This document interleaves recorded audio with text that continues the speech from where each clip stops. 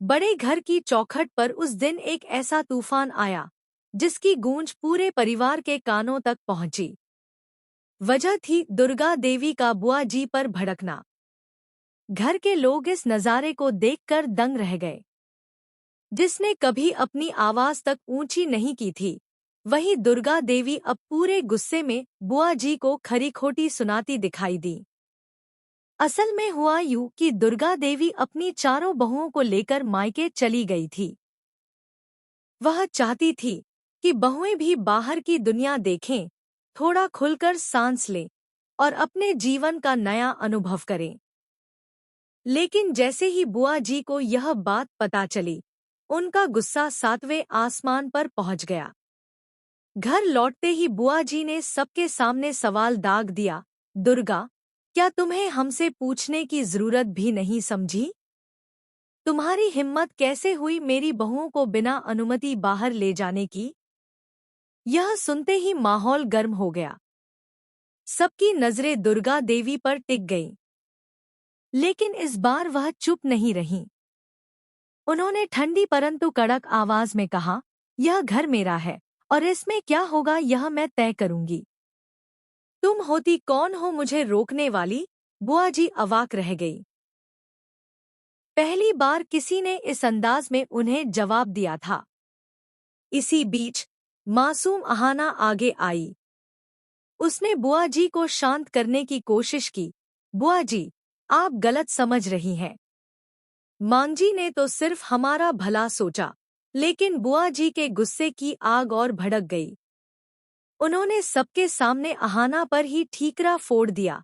इस लड़की के आने के बाद से ही इस घर का चैन सुकून उड़ गया है। ना जाने कौन सा अपशकुन लेकर आई है। सभी दंग रह गए। हवा में खामोशी छा गई।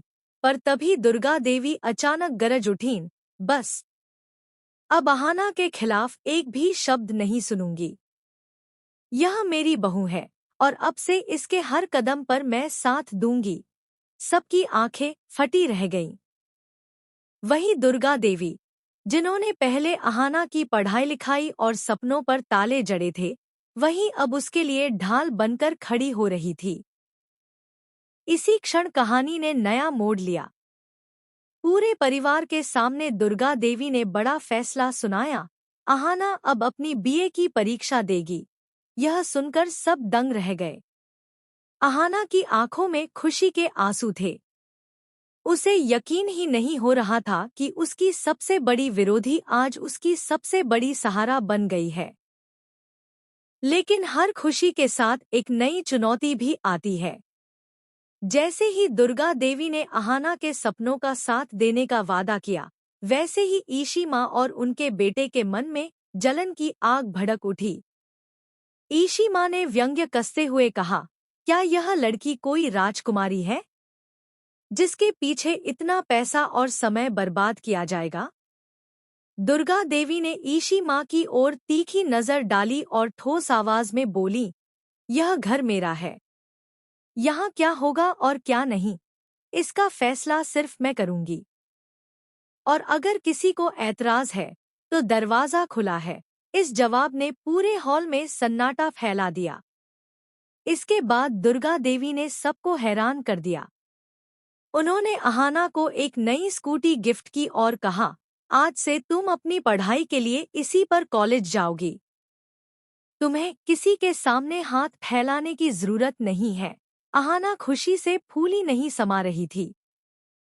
उसने मासूमियत से कहा, मां जी, क्या आप मेरे साथ कॉलेज चलेंगी? आपको भी अच्छा लगेगा।